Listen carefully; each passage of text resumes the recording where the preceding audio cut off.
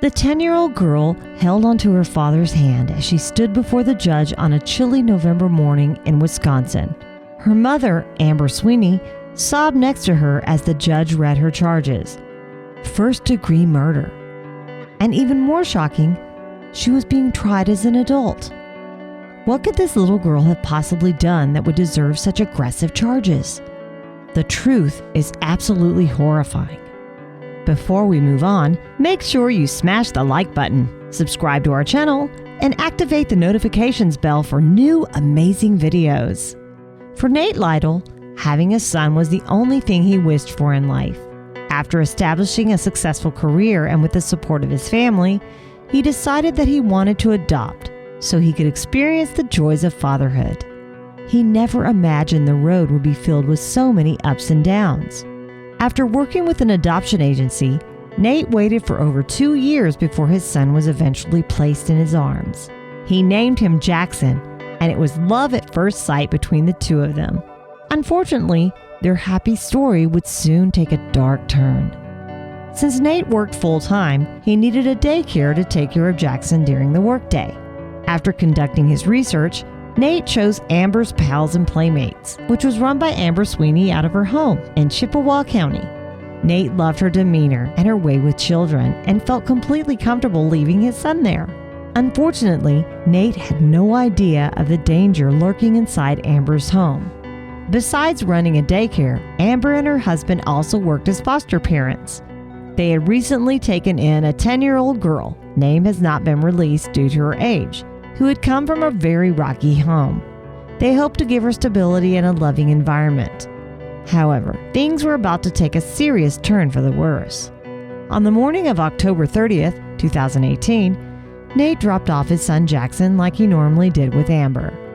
Sadly, this would be the last time he would see his bright eyes and smiling face. What would happen next would set off a chain of events that would turn his world upside down. The details of the events that occurred that afternoon are murky and were put together by testimony from Amber Sweeney, her husband, and the 10-year-old girl. According to Amber, she had ushered her 3 foster children outside to play because she didn't allow them to interact with the daycare and because the baby was sleeping. However, around 3:40 p.m., she noticed that her newest foster daughter was sitting in the alcove. A few minutes later, Amber heard Jackson scream, and then it abruptly cut off. Running into the kitchen, she found the baby sprawled out on the floor with blood pouring from his head. Nearby, her foster daughter stood nervously, unable to tell Amber what had happened. With the baby unresponsive, Amber quickly called 911. When the phone rang at his office, Nate expected to get an update from the daycare about Jackson. He never expected that he needed to rush to the hospital. According to Nate, he recalled, "They told me there had been an accident and Jackson had hurt his head. I had no idea it was as serious as it was." When Nate arrived at the hospital, he was told that Jackson was in intensive care and suffering from blunt force trauma to the head. And although the 6-month-old baby was fighting for his life, the prognosis was not looking good. At this point, Nate lost it. He had waited 2 years for his little boy, and after only 6 months, was about to lose him. Still holding on to a sliver of hope that his son might make it through, Nate gave permission for Jackson to be flown to the Gillette Children's Specialty Healthcare Hospital in St. Paul, Minnesota. Unfortunately, Jackson would later develop brain swelling, and after fighting for 2 days, died on November 1st. The detectives assigned to the case had many questions for the young girl who had been with Jackson at the time. She denied knowing anything at first, refusing to admit to any wrongdoing. However, something felt off about her responses, and the police knew she was keeping a secret from them. Meanwhile, Amber surrendered her daycare license and shut down operations in an effort to avoid any more legal trouble. In the coming days, the 10-year-old girl was questioned multiple times by the police. After one particularly grueling session of questioning, she finally broke down and admitted to injuring Jackson. According to her, she had been holding the baby and accidentally dropped him. The toddler hit his head on a footstool and began to scream. The girl, scared that she would get in trouble, reacted quickly and stomped on the baby's head to make him stop crying. Sadly, this would cause severe injury to his skull and brain. Hospital and police records even verified the baby had the imprint of a shoe on his head. She panicked and didn't know what to do and didn't want to get into trouble. And then she proceeded to stomp on the 6-month-old's head.